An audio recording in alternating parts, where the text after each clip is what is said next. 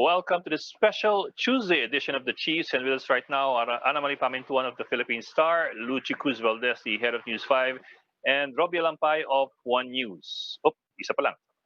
Ayun. Ayun, there's Robbie. Where's Ami? Where's Ami? Naghintay ba siya ng, meron bang address ulit ng Pangulo ngayon? Diyan maya-maya. Oo. Yeah. Okay. What's our headline today for tomorrow?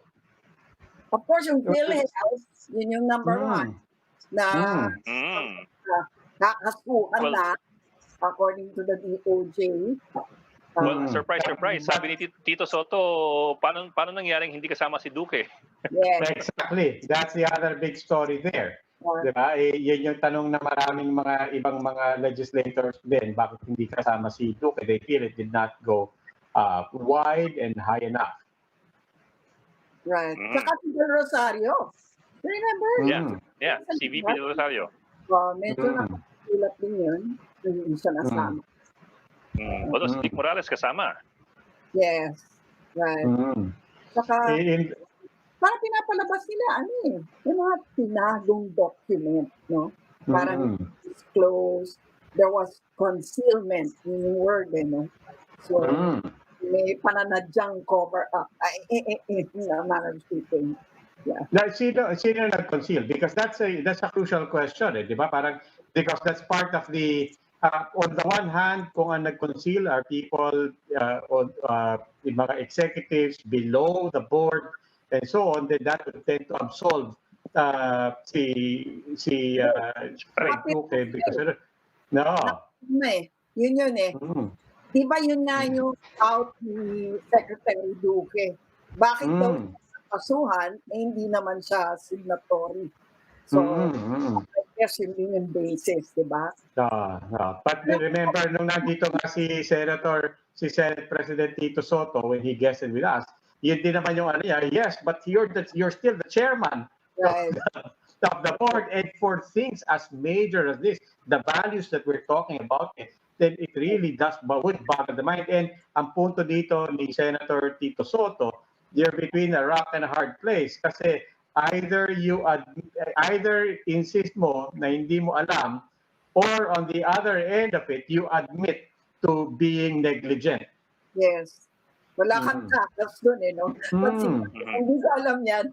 Ang tanong pa rin, bakit hindi mo alam yan? When you're talking about hundreds of millions, how do you not know? Parang ganun yan. Hirap.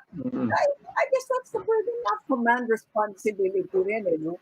I guess it's also hard when you're not really working with people that you know personally, or that I think it's quite common in government offices, at least.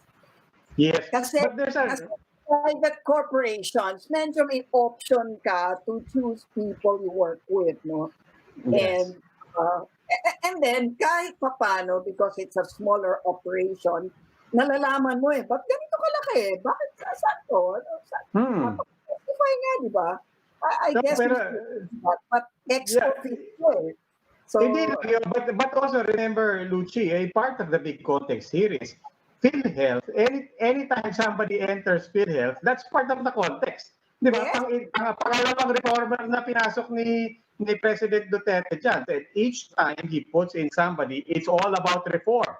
It's all about cleaning it up of graft and corruption. So if you're chairman, you cannot go into it blindly saying, you cannot feign, a sense of innocence here, because there is notoriety there, fair or unfair, proven or otherwise, that comes with the territory. It's like getting assigned to the BIR or the customs and saying, sorry, I didn't realize na may problema pala dito.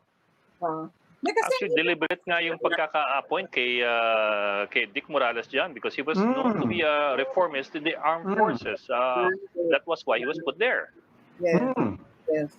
Oh, there's Ami Pamintuan of the Philippine Star in Polka Dots. Polka Dot. Good luck yan, good luck. Good luck.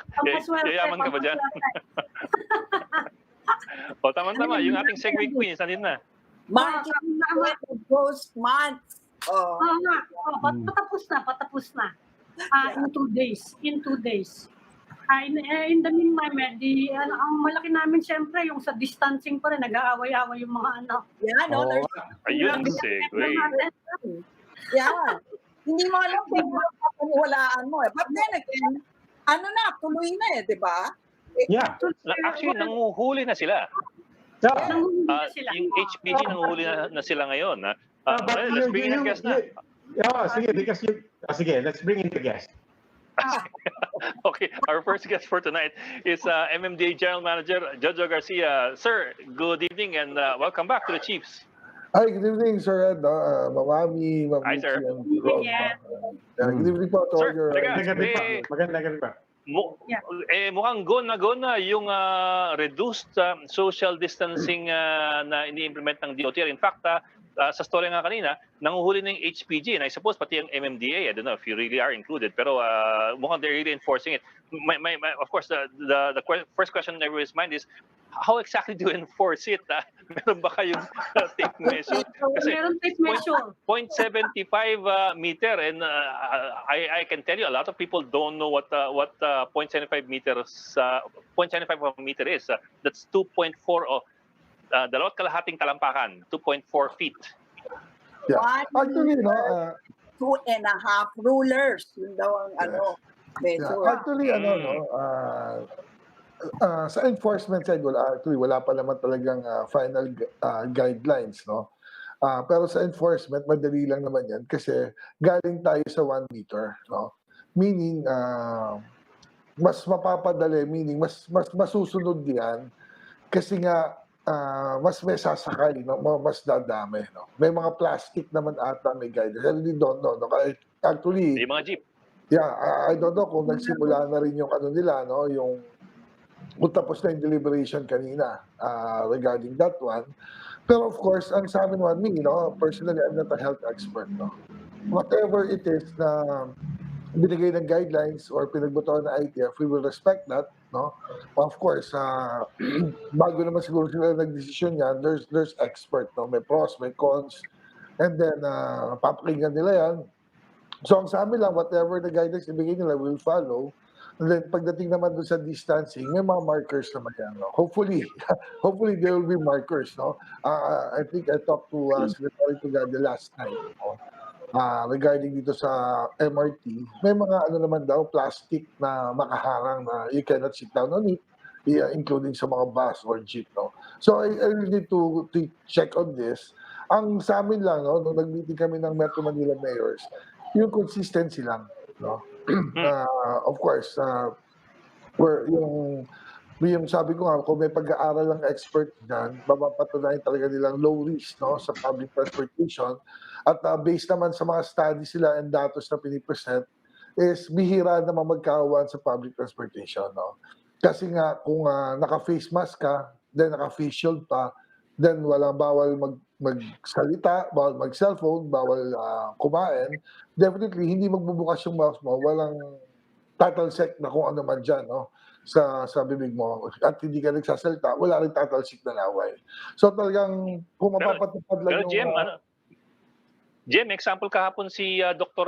Salvahan. Sabi niya sa China raw, isang bus, Salvahan niya pala, isang bus sa China, isang infected, by the end of the trip, na-infect niya 1/3 of the bus. Yeah, sabi ko nga, if they will not follow the minimum health protocol, like the face mask and face shield, definitely magkakahawan yan, no? Kahit na 1 meter pa ang linya niyan or 1.5, pag yan nag-sneeze or umubo, kakala talaga yung virus dyan, no? Pero if you're going to follow the strict protocol, kaya kung makikita mo, no, ang madalas magkahawan ngayon, may data rin sila na present sa loob ng bahay. Kasi hindi pa nagkakay ng mask, no? Pagka sa mga restaurants, let's say, may mga get-together, kakain kayo, nagtatagal kayo ng mask, diyan nagkakaroon ng kawan. Pero sa public transport naman, ang pagkasabi nga po ng mga experts, kung talagang cover mo yung mouth mo, naka-face shield ka pa, at hindi ka magsasalita, bawal magkwentuhan, hindi ka kakain, though there's no reason for you to remove your mask, and then the virus cannot go out, no? Walang residue na kung matching ka man, umubo ka, may cover ka. So, ang sabi yung consistency nga na kailangan talaga ipatupad natin yung minimum health protocols, no? I think there's one slide na pinakita nila no, sa Japan, sinisimulan na, magkakatabi sa upuan talaga. Wala talaga 0.75 kasi side by side no, sa tray nila. Na siguro kasi doon madaling idisiplina. Alam naman natin ng mga Japanese, pag sinabi mo itong batas, nila yan, no, iniingatan nila.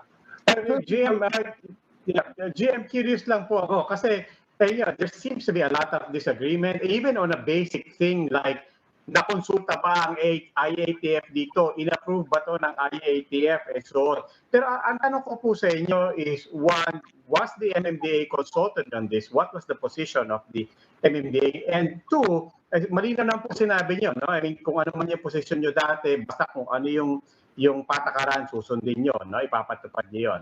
Pero yung tanong po ng mga tao is, okay, sundan natin ang minimum health protocol. Pero ang tanong ng tao, bakit kailangan liitan yung minimum? Di ba? Bakit kailangan ibaba yung minimum? We already have people who are already observing 1 meter as the minimum, as part of the minimum health protocol. What was the wisdom in making that smaller? Okay, actually ganito po yan, no? May economic team kasi tayo tinatawag, no? If you want to open up the economy, you need public transportation. Definitely, no? Kasi how can you move people, the workers, the consumers, if you don't have the public transportation? Now, what's happening right now is yung mga bus natin or public transport, less than 50% ang laman yan because of the 1 meter physical distancing. Sa train nga natin, it's only 12 or 13%. So meaning, yung mga operators yan, hindi viable bumiyahe. Kaya nga walang sasakyan masyado na ihirapan dahil ayaw po bumiyahe ng mga operators dahil lugi sila pag gano'n ang capacity nila. No? So ngayon, actually may nagsabi, kunyari, let's say 1,000 ang mananakay, ang bumiyahe 10 lang, hindi talaga kakasya, sabihin nila, hindi, ibiyahe nyo 20 para kumasya na 1 meter pa rin ang sukat. Ibig sabihin, mas madaming sasakyan, kahit na 50% ang capacity, magkakasya ang tao. But the problem is nga, hindi viable eh. Hindi makabiyahe yung ating public transport, no? Kasi nga, lugi. Madami na operators na nagsabi dyan na, paano kami babiyahe kung lugi naman kami?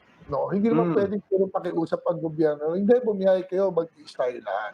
Kaya nga unang nakita ko no, na pinag-uusapan is really to subsidize the public transportation. Exactly. You can pay maybe 1,000 or 2,000 pesos for gasoline man lang para at kahit paano mabayaran natin yung driver, yung conductor, at may konting kita sa maintenance, okay na yan. Hindi na katulad yung dati, no?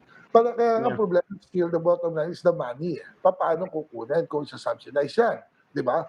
So ngayon, kung hindi kaya subsidize, we need to put more people inside to pay, no? Para at least viable yung ating public transportation.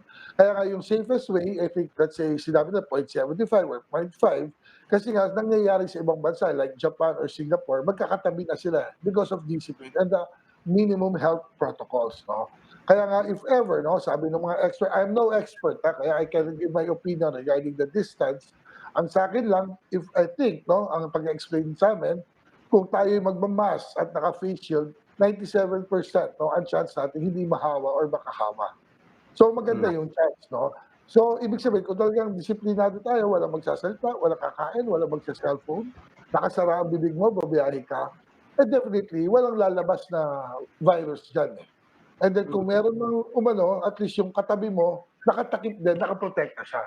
Alam naman natin yun, open na, kumbaga alam na ng lahat ng study, na yung virus na tatransmit pag pumasok sa iyo, sa eyes, sa nose, or sa mouth. Eh. So as long as naka-cover lahat yan, walang papasok, kahit may virus. Jim, are you saying that Sir, ang danger dyan, yung it sets a precedent, no? So kung ngayon, papayagan na sa public transport, what's to stop everybody else from saying, suppose na, magkatabi na kami ng 0.3 meters. Yes. Actually, that's the problem. No? Eventually, lahat na magsasabi, paano nyo pipigilan yun? Actually, yun nga yung tinatawag namin consistency. Let's say, pipila ka sa terminal, may mga take dyan 1 meter apart. Pero pagpasok mo, 0.75 na lang kayo or 0.5, di ba? Yung consistency. Kaya nga, kung maglalagay sila, let's say, ng plastic barrier or whatever barrier pagkatabi mo, it's safer. Kasi nga, kung nakapila ka, walang barrier yan, kaya kailangan magkalayo kayo. Di ba? Or let's say, ang dami naman natin talaga kababayan, nakikita natin, habang nakapila sa mga public transport, ang face mask nasa baba. So, kaya kaya natin binibigay yung distancing na yan, just to make sure na kahit na pasaway ka, ayaw mo mag-face mask, o mali ang face mask mo, mali ang pagkasuot mo, kahit pa paano may safe ka na distansya. Pero inside the public transportation, kailangan tayo na mismo ang concerned doon, sarili na natin. Kung ayaw mo mahawa, mag-ano ka man lang, mag-minimum health protocol ka, yung face shield and face mask. So, sabi ko nga, whatever it is, no, still yung disiplina pa rin babalik sa tao. Hanggang enforcement lang kami, higpitan natin yan, hulihin natin yan. Pero kung pababayaan mo talaga yung sarili mo, talagang makakahawat, makahawak no? Mr. Garcia, yes, nabanggit niyo yung consistency. That was an issue raised by the Metro Mayors. Unang-una, hindi daw sila kinonsulta. Pangalawa, naguguluhan daw yung mga constituent nila dahil nga dyan sa binanggit mga ni Lucci, na paano yan? Sa public transport, pwede na kami magdikit-dikit. Bakit nyo kami pipilitin dito? In fact, nagkaka-argument si Secretary Anyong saka si spokesman Harry Roque dahil dyan. Dahil DILG, they're pushing for home quarantine, ban on home quarantine, tapos eto ngayon dadating to. Ano yung posisyon ng mga mayors? Mag-meeting with Metro Manila Council. Mukhang ayaw nila they don't want this. Yeah, actually we had a meeting last Sunday. Na-open up na po yan. Ano? At ang sabi nga, yung consistency lang. Meaning, kung ito ang health protocol at alam naman na safe, baguhin natin lahat. No? Kasi kasi alam naman natin yung start ng naglabas ang DOH at DILG ng guidelines sa physical distancing, may campaign ng DOH, no? And then, of course, ang mga mayors, para sumunod, nagkaroon sila ng mga local ordinance na yan. Yes. So they need to change it, no? That's why I was telling them, hindi pa kami nag-meeting regarding that one. When I talk to some IATF members, I'm just telling them, give me yung consistency sa messaging. Ayoko kasi na bakit dito, bakit dyan, ganyan. No? But if the health expert will say, it is safe, who are we to question the health expert? I'm no health expert. Kaya sabi ko, yan, may deliberation yan. Puro matatalino yung nandyan, may mga taga-UP, ADB, etc. No? Former secretaries, nagdedebate sila. But at the end of the day, kung sino yung majority, meaning mas madami yung tama, no? Mas konti yung natalo, we need to follow it. No? So, linawin ko lang, Mr. Garcia, sabi nyo, you will need to change ordinances para i-align yung distancing rules ng bawat city.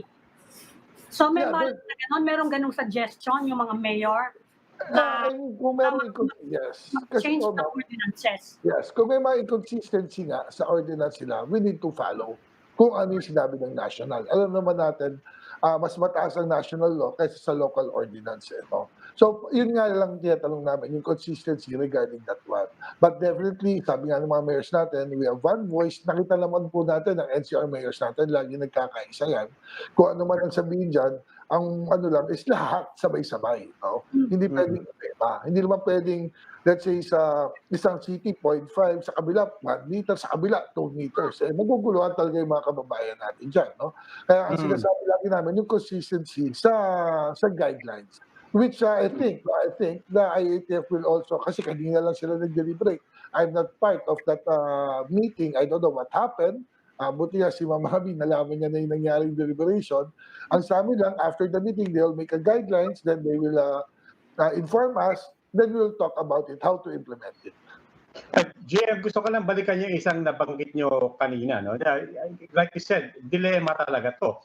Bumubukas ang economy, we need to move more people from their homes to work and back. In the meantime, the math doesn't work for the public transport sector, the operators and the drivers. Kulang, gaya nga ng sabi nyo, ang mga sumasakay. But you also said na actually hindi naman wala tayong options. There are other options na pwedeng pag-aralan. Komplikado, pero pwede pag-aralan. You mentioned subsidy. So that's the first thing I want to ask.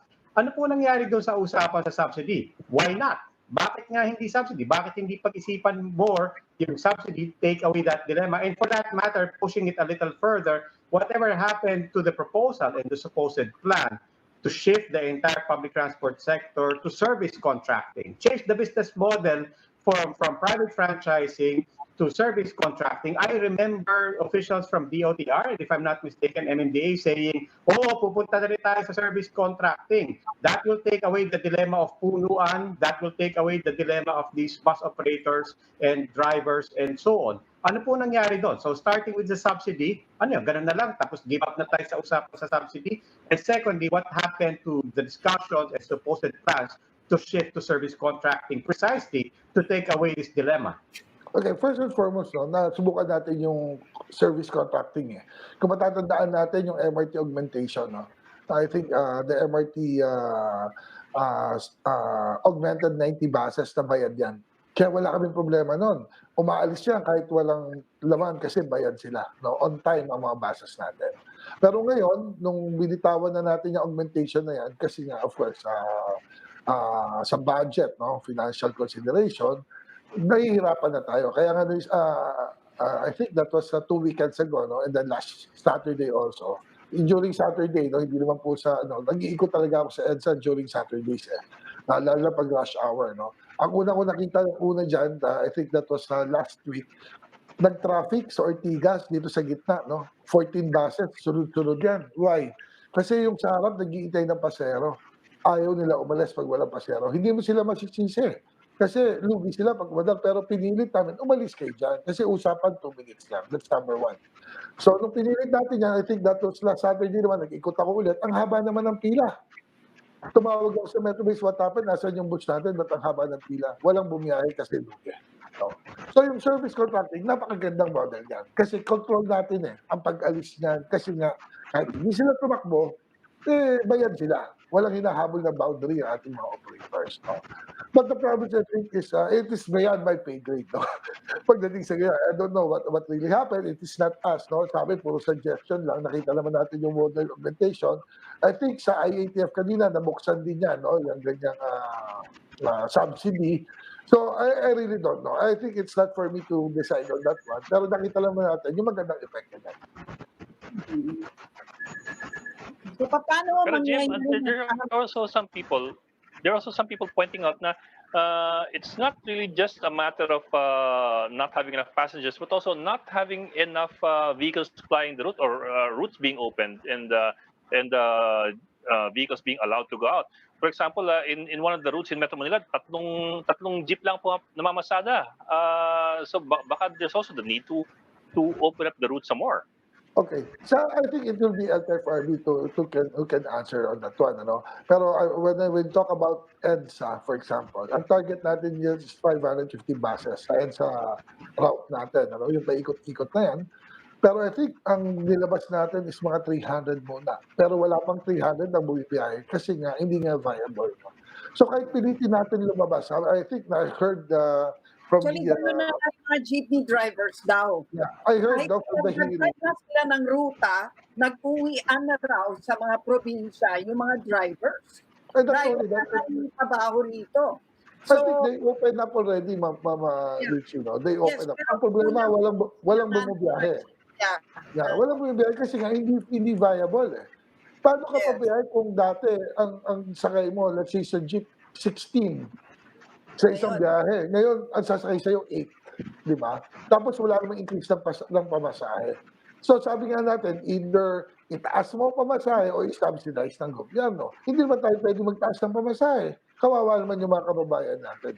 So talagang kakuha ko man, ang magdi-decision for that, it's really hard. It's really hard. How can you balance it? But kaya nga yung mga health experts natin, tinatanong lang natin, kung tayo ba ay naka-minimum health protocol like face mask and face shield, ano ang chance na kahit katabi mo na mahawa ka? So yun maganda naman po yung naging presentation nila regarding that one. So we believe them. Who are we to question their expertise? Diba? Sila yung health experts. So ang sa amin lang sa enforcement, ipatupad natin yung health protocols to protect our citizens. Alam niyo, masaklap po dyan, GM, kahit yung sinasabi niyong naka-mask, saka naka-shield, air condition naman yung bus. Iikot din yung hangin doon, Hindi I think, sabi nga nila, kailangan nakabukas nga yung bintana.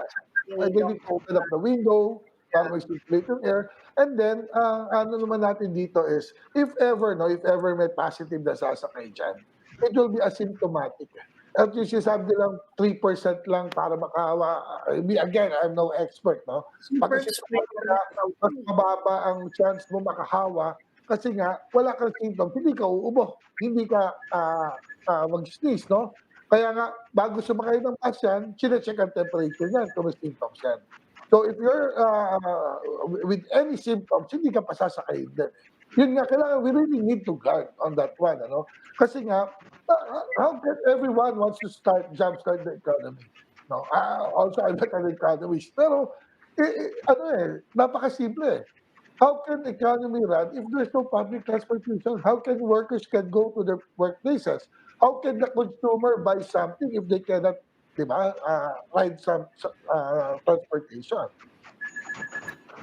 Mr. Garcia, balikan ko lang yung tanong ni Roby. So wala na kayong balak na ibalik yung yung service contracting? I think Kaya dagdagan yung Wala raw sa pay niya.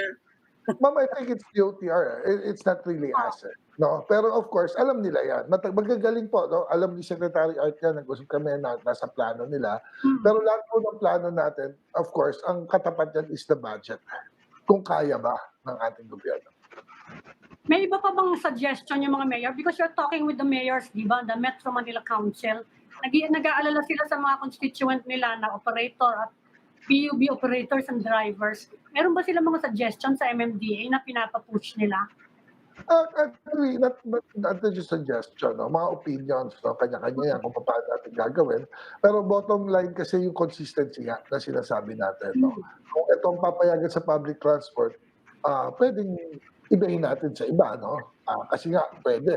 Kaya lang, sabi ko nga sa public transport kasi, mas maigpit eh. Hindi ka pwede magsalita, hindi ka pwede mag-cellphone, hindi ka pwede kumain. Hindi mo pwede ibuka yung bibig mo. No? Hindi mo pwede gawin sa restaurant yan. Kasi sa restaurants, how can you eat if you're not going to remove your mask, no? Kaya kung makikita natin, kadalasan ng nagkakahawaan sa loob ng bahay, kaya nga pare-pareho na apelido ng mga nagpo-positive, and sa mga smoking area, no? Madami po tayong cases sa smoking area kasi nagtatanggal sila ng mask. Nakausap ko po yung ibang secretary, like Secretary Dizon, Secretary Duque, Secretary Galvez, no?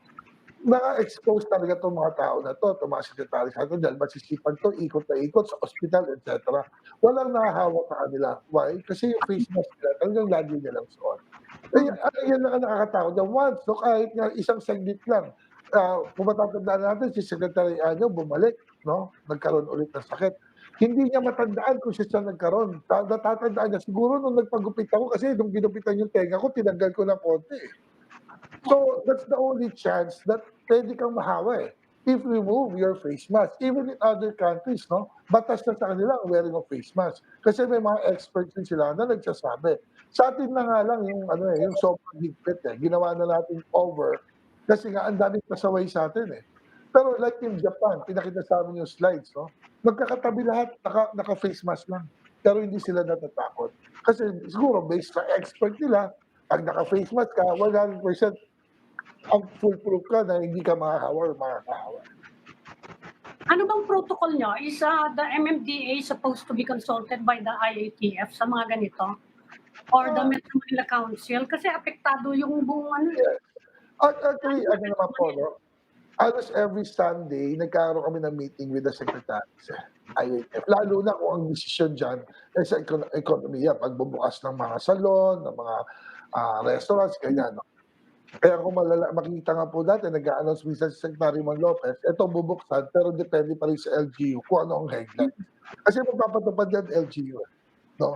Pero sa public transport kasi, may kanya-kanyang jurisdiction yan eh. Pagdating sa, lalo sa bus, national road yan eh. It's under national government, kaya under sa MMDA yan. At there's, I think, most of the time, they will consult us more.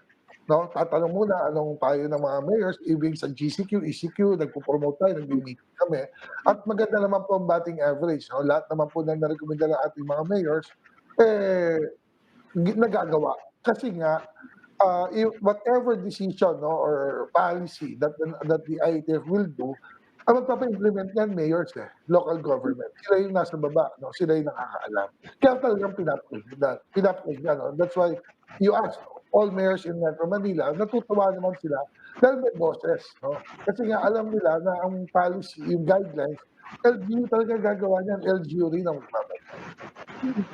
Paano yung mga religious processions? Kasi iimbestigahan daw ng Philippine National Police yung procession ng Black Nazarene Meron bang sino gumagawa ng regulasyon nun? Is that a Metro Manila Council thing or kanya-kanya din yung Yung yung Quiapo Day po, January yan yung Feast of the Nazarene, no? Dati yan, before the COVID, may meeting lagi sa office namin. Nagko-coordinate na sa PNP, MMDA, no, security, etc. No? I don't know, wala pa po akong baka na-miss ko yung meeting, pero wala pa po akong alam regarding that. Pero definitely, yung church naman, pinayagan natin ng 10%, no? Right now, no? Under PCQ. So, okay naman, no? May physical distancing naman. Okay. Okay, Jem, bago namin kayo palayain, pahabolan po, yung sa Undas po, final na ba yung sa Undas? Kasi huling tinin namin na baka isang buong linggong isasara yung mga sementero sa Metro Manila magmula October 28 ata hanggang November 3 ba or 4 or basta isang linggo. Yes. Final na ho ba yun? At pangalawa, paano yung before yung October 28? Meron ho bang mga Undas pass na bibigay pa? Okay, ganito po, no? Actually, yan, request natin yan, ng Metro Manila Mayors. Yung dates na lang pinagtatalunan, either October 29 to November 4 or October 28 to November 3, no? Basta hindi ko pa alam yung exact date yan, approve pa ng IETF yan. But ang importante is, sarado siya. Why, no? Alam naman natin tayong mga Pilipino, no? 31 and 1, talagang buhos yan. No? Talaga para maiwasan natin ng mass gathering, kailangan natin gawin to. Ngayon, kaya may ibang mga mayors na tayo, may mga EO na sila, kumbaga, i-schedule na natin. No? Kumbaga, simula bukas, pwede nga isang member ng family, maglagay na lang bulaklak doon. Pagdating naman po ng 31 or 1, pwede naman tayo pagdasal nila sa bahay na lang. Magmas tayo sa bahay. Ginagawa natin to during ECQ, nagsisiba tayo online. No? Maintindihan naman siguro ito mga mahal natin sa buhay na ibang sistema ngayon, no? Ibang sitwasyon. Ngayon, may nag-raise din dyan about sa mga, of course, may maapektuhan na naman yung mga kababayan natin yung nagbebenta ng bulaklak, ng kandila, no? Kaya kasi sinabi ng isang mayor, hindi, mas maganda nga yung magiging sales nila. Kasi nga, let's say October 1 pa lang, simula na pagdalaw, dire-diretso, no? Hindi yung jackpot lang sila ng 2 araw na 31 and 1. Ang Marikina ata, naglabas na rin ng guidelines regarding that one, na starting October 1, 30%, no? Scheduling na ng population na pwedeng pumunta ron. So, kanya-kanya yan. Kaya, if ever maglabas po ang ITF na ito na yung date na yan, yung mga mayors po, may chat group kami, gagawa na sila ng guidelines para dyan. No? I think maintindihan naman ng lahat yan, no? Na talagang ang iniiwasan natin dito yung mass gathering. Nakita naman natin yung mga nakaraan na Undas, talagang buhos ang tao dyan. So, ang isa pang request na lang, no, ng mga mayors natin, baka pwede, yung kahit kayo mga kalapit na probinsya, baka pwede magkaroon din ng guidelines. Kasi nga, for example, ako taga-Taguig, pupunta ako sa isang probinsya, pwede ang dumalo doon, uwi ako sa Taguig So, the same din, di ba? So, yun, yung mga ganun. Kasi hindi naman porkit, for example, yung Loyola sa Marikina, hindi naman porkit sa Marikina, lahat ng tao dyan, taga-Marikina. May mga dumadayo rin dyan. No? So, yun lang, sa amin ulit, basta maganda lang ang gawin lang yung guidelines. At pag binaba naman sa amin yan, definitely, yung mga mayors natin, alam nila kung paano gagawin yan. Okay. Metro Manila MMDA General Manager Jojo Garcia. Sir, maraming salamat po for joining us tonight. It's really my pleasure, sir, no, to be guest here again at the Chief. No? Thank you very much po for the opportunity. Thank you po. Salamat po. Stay safe. Hoy, teka lang. Alam ko na kung bakit nakatol ka, Dats ka. Happy birthday to you! Birthday mo? Happy birthday! Talaga na. Wala kang lusot. Chinese yan, Chinese. Alam po ninyo, si Amy magaling mag-bake yan ng Sanstribal. So, abangan namin yung Sanstribal. Sige, pagkakaroon kayo, wala nang ako. I-email ko sa iyo yung addresses namin, ha? Okay, text ka lang namin ng mga address. Deliver na lang bukas. Kahit yung kahit recipient pays, okay lang. Sige. Pwede rin cash na lang. Sige. Sige, teka. We will just pause for a break, so please stay with us.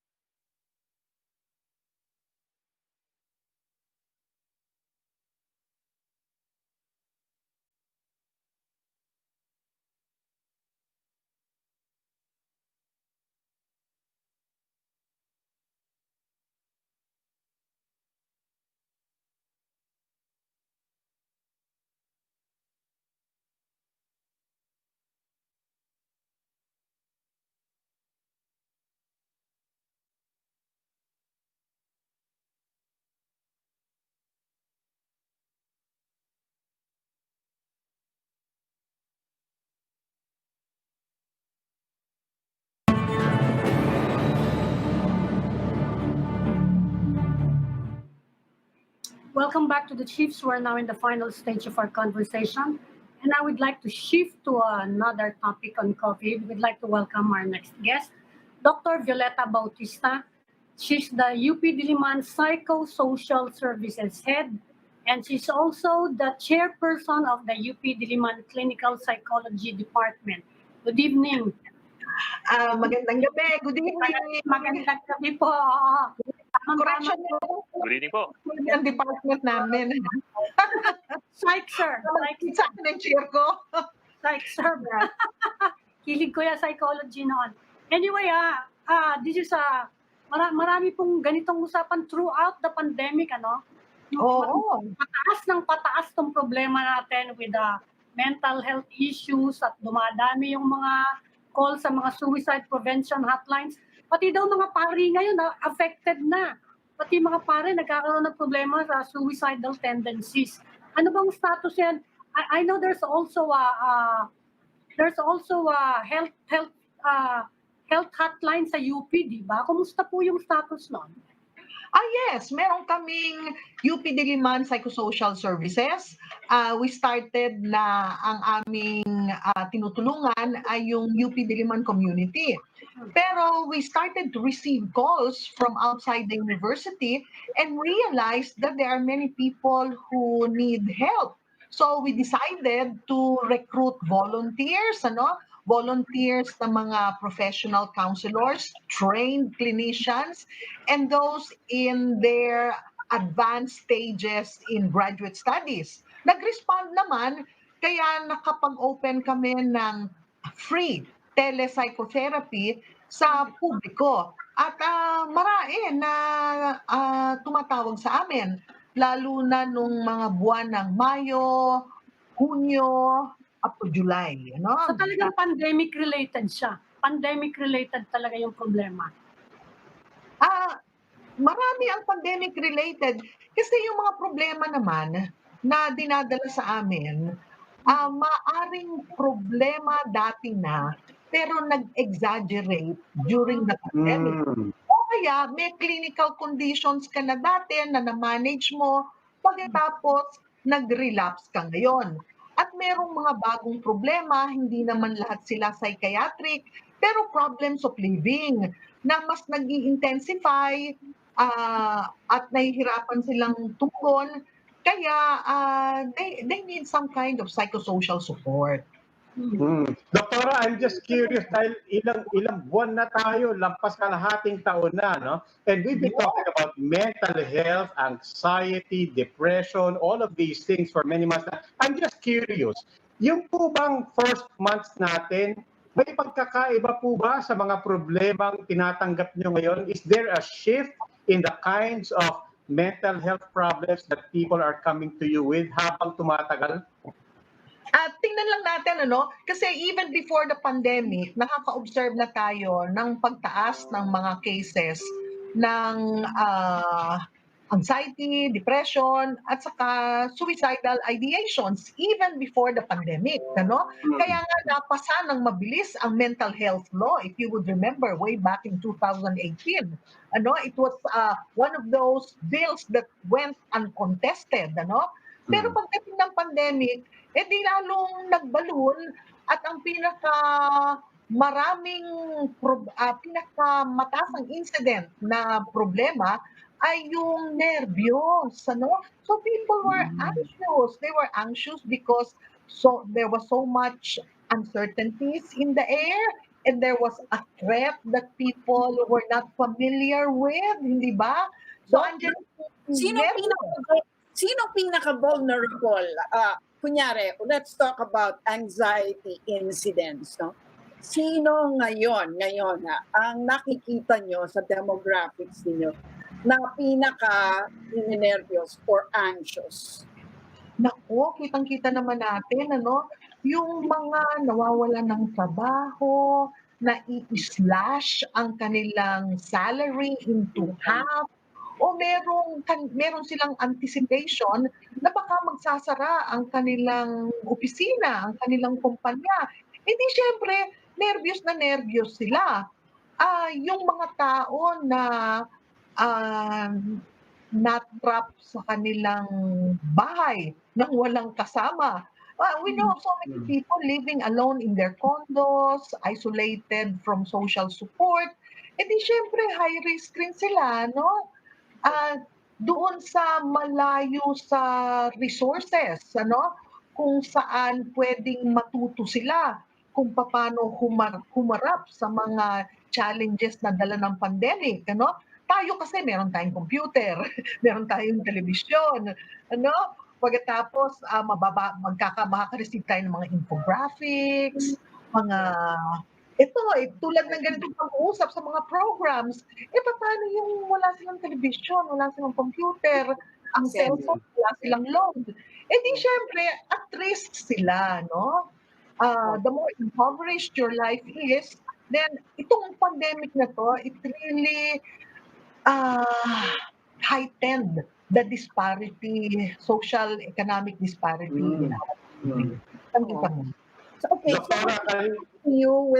when they come to you and their main concern is income, how do you approach that psychologically? I mean, you're not going to offer a job. It's not as if you can give them livelihood alternatives. What do you say? What advice do you give? Oo. Kasi of course, together with these material, physical concerns, are psychological experiences that also plague them. Halimbawa, hindi ka makatulog sa gabi kasi isip ka ng isip tungkol sa saan pupunin ng iyong resources. Nagsisikip ang hininga mo. At saka ang feeling mo, araw-araw, parang lagi ka na lang malungkot. Parang hinihila ka sa kadiliman.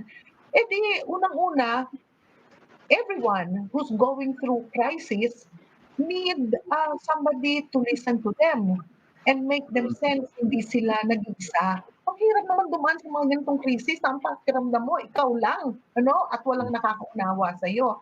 So you have to give them that sense, that there are people around who cares about you, who are willing to listen to you. Minsan nga, magkaroon lang sila ng pagkakataon na mapakinggan, humagulgul sa iyo, ikwento ang kanilang problema, malaking tulong na sa kanila, hindi ba? And then, along the way, you teach them also how to cope, hindi lang yung paghinga, how to deal with strong emotions, how to deal with thoughts that won't let you rest, that won't let you sleep, Ngayon, pagka mas kalmado na sila, mas malinaw na ang pag-iisip, di matutulungan mo silang mag-explore ng options. Matutulungan mo sila kung paano mag-isip na harapin ang problema nila sa different levels, Ngayon, yung material resources, talagang mahirap yan. So we try as much as possible na magkaroon ng mga directory, ng mga ahensya, ng mga tao na pwedeng lapitan. Meron Ganon. Yes. Oo, networking, linking, providing information, ano, yun naman ang maitutulong namin on that side. But basically, alam naman kasi ng tao, pag tumawag sa amin, alam nila they're not going to ask for money. Alam nila kailangan nila psychological, social, pati nga spiritual support. Ano? Yeah, Doktora, Doktora, I mean, marami na pong mga psychologists, psychiatrists din na guest and sinasabi nga rin nila, you know, it also starts at home, magkumustahan kayo. Pero ito, basic question, Doktora, seryosong tanong, paano ba bang kumusta lang kasama sa bahay? Di ba? I mean, you know, hindi naman kami sanay na, kumusta ka ba dyan? And sometimes we're afraid of the words, di ba? I don't know, should I say, kumusta ka ba? Nadidepress ka ba? Should that come from my mouth? So very simple, very basic question. Paano ba magkumustahan sa bahay? And how do we intervene on that level? Eh di syempre, maganda yung tahanan, merong magandang psychological climate. Hindi ba, bawat tao may dalang klima, pwedeng malamig ka, o maligam-gam ka, o kaya mainit ka. So in a family, kinakailangan merong warmth, merong acceptance at saka openness. Ano? So you have to work on that. So families who have not been able to nurture such attitudes, such a psychological environment, are really having problems nowadays. Kasi wala yung klima para gawin yon at wala ring skills to be able to do that. Right. But the good news is you can always start wherever you are. Kaya double-edged The pandemic is double-edged. In one way, it exposes the dysfunction in the family. Yung problema, ipinapakita nun. So kung marunong tumugon ang miyembro ng pamilya, makita nila, oh my God, this is where we are as a family. Di do something about it. Huwag kang laging nasa loob ng kwarto mo at nagko-computer lang. Magsama-sama kayo sa labas at magtatanong, kumusta na mga anak? Bawal yung distancing. Hindi ba? It's as simple as that. How are you? And then listen. Makinig ka. Pero, Dok, paano kung lahat kayo ganun? Oo nga. Paano kung lahat kayo may problema ganun?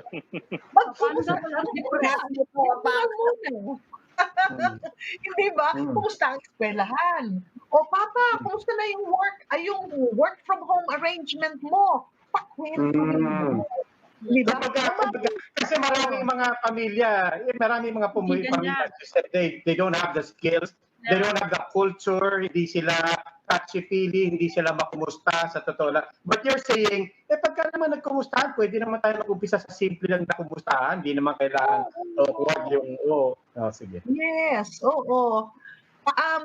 Kaya kinakailangan rin may suporta sa pamilya, no? So when we provide telepsychotherapy, we're providing support to individuals.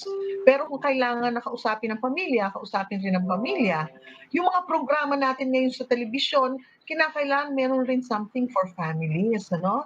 Kasi talagang during crisis, tumataas ang incidents ng family conflicts and violence, ano? Totoo yan, sa panahon ng mga disaster, remember Yolanda? Yung pinakamalaking disaster na dumating sa Pilipinas, no? As people were trying to cope with it, yung mga nahihirapang mag-cope, makikita mo tumataas ang incidents ng mga samaan ng loob, tunggalian ng mga family members. So I could imagine, lalo na ngayon, kasi nowhere to go. Kasi hindi ka makakalabas ng bahay readily, ano? Pagka imbyerna ka sa mga magulang mo o ang mga magulang mo inis na mga anak nila, where do they go except to their small room? Kung walang iba't ibang kwarto ang mga tao, they're forced to be together in one small room. Anong age group ang pinaka-maraming nag-a-approach sa inyo for help? Naku, hindi ko nakita yung aking adults, okay? Hindi in general, ang teenagers, hindi pa ganon ang help-seeking behavior. Siyempre, mga adults. I think mga 20s, 30s, 40s, if I remember right, maraming mga tumatawag na nandun sa age brackets na yon. Pero our young people need help eh. Kasi even before the pandemic, ang taas ng incidents ng mga problema sa mga university students. Pero akala mo university students lang, pati elementary, nung I was giving training to a school, sabi nung isang parent doon, Dok, ito bang training na binibigay nyo? Pwede ibigay nyo rin sa mga elementary school teachers. Kasi yung anak ko, nagreklamo sa akin, may best friend daw siya na suicidal, and she was talking about a grade 4 student. Eh ano ba yon? Grade 10 years old, no? So kailangan tulungan ang mga bata, ang mga teenagers. Kung hindi sila tumatawag, hindi ibig sabihin wala silang problema. I could imagine. Di ba ang taas ng mga difficulties ng mga teenagers in terms ng conflict sa mga magulang? Pagkatapos they're cooped up together with their parents na hindi sila nagkakasundo. Doctor, are there common indications ng yung talagang when do we take a person seriously na talaga nagbabalak na mag-suicide? Meron ba mga common indications yun? Nakita natin we should be alarmed? Oh, yeah, of course. Basically, change of behavior. Ano? This is for all kinds of psychological problems. Meron kang baseline behavior. Dati, masayahin ka, madaldal ka, pagtapos nagtahimik ka. Dati, kalmado ka naman, suwabe lang, tapos irritable ka. At saka mainitin ang ulo, no? Pagtapos nagsasalita ka ng blinky, saying something that alludes to disappearing or getting out of this world, ano kaya mangyayari kung wala na ako? Siguro mas masaya ang maraming tao pagka hindi na nila ako nakikita. Hindi ba? Oo. Pero kailan namin siseryosohin yan? Kasi hindi naman, marami naman tao nagsasabi niyan, but they're not suicidal people. Kaya when do we start taking something seriously? Kung kasama namin sa bahay. Well, yun, kasama ng kasabayan ng change in behavior na tahimik, parang laging malungkot, hindi ba? Parang walang gana, walang sigla sa buhay, hindi ba? Yung dating nakaka-interes sa kanya, hindi na nakaka-interes sa kanya. No, hindi makatulog, restless, tulog ng tulog. In which case, what do we do? What do we do when we're not professionals? So, well, the first thing that you do is to approach the person out of concern. Ano? Say, anak, napansin ko, parang mas tahimik ka ngayon. Ano? At saka hindi ka nagjo-join ng mga chika, ng mga kaibigan mo sa cellphone. Ano ba nangyayari? I'm just concerned. So, approach it from the spirit of concern. No? Walang paghusga. At saka bukas ka lang makinig. So, give your family member airtime. Pagkatapos mong masabi yung statement na yon, tumigil. Kasi minsan pagka-kilometriko ang mga pagsasalita, ang haba-haba ng mga introductions, nawala na ng gana na magkwento yung tao. So, would you recommend, Doctor? Would you recommend medical intervention? Yes. When do you recommend medical intervention? Yung mga antidepressant siguro, would you recommend the use of drugs? Siyempre, ang mga, kung may depression, kung merong serious suicidal ideations, dinadala sa psychiatrist, pagtapos, bibigyan niya ng medication ng psychiatrist, and then bibigyan ng support psychotherapy. Usually, it's the clinical psychologists who provide the psychotherapy. So, mahalaga na nabibigyan ng tamang tugon ang mga pangangailangan ng mga taong may pinagdadaanan. So, hindi lang naman suicide ang dapat pag-isipan natin. Kasi bago naman mag-suicide ng isang tao, merong pinagdaanan yan. So before you get to the suicide, address the less complex and serious issues. So pagkatahimik, hindi nagsasalita, o pagkadaldal ng daldal, nakakaiba sa dating ugali, pagka-agitated, alam mo, ninenervyos, di kumustahin na natin. Napansin ko, Okay. anak, ito nangyayari. Doc, let me tweak the question. What should we Yes. not do? What should we avoid doing? What should we avoid saying Okay. that could Alright. aggravate things? Una, iwasan na i-simplify at i-minimize yung problema. Sasabihin mo, yun lang, ninenervyos ka na. Right. Tingnan mo yung kapatid mo. Ikukumpara mo pa. Ano? Pangalawa, iwasan ang panghuhusga. Baka akala natin di tayo nanghuhusga. Pero pag sinabi natin, anak, makakulang ka na lang sa panalangin. Alam mo, kailangan lang yan pananampalataya sa Diyos. So what are you saying? I don't have faith? I don't pray? Hindi ba? Pangatlo, iwasan siguro na iwanang mag-isa yung tao na may pinagdadaanan. Kasi kung sa tingin mo, baka, pero hindi sinasabi. Kung nag-iisa sa bahay, iiwanan mo, na sa tingin mo hindi stable, ay di you're inviting possibilities that are unfortunate. Huwag ipagpaliban ang pagdadala sa kamag-anak na nakikitahan ng simptomas sa maaaring makatulong. So, yung binanggit nyo dyan, sa kulturang Pilipino, yung mga pare, pastor, unang pinupuntahan yan eh. Ano? Maganda na rin kung walang mapuntahang professionals kasi yung pare, pastor, kakausapin ka, pag nasa the end of it, sasabihin sa iyo, magpunta ka dito. Many of our pastors and priests are competent to listen and make referral.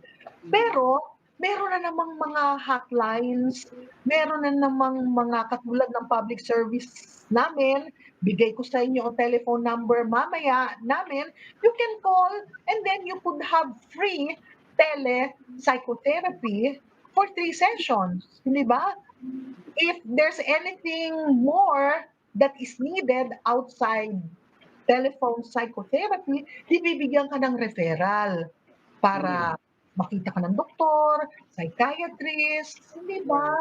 Okay.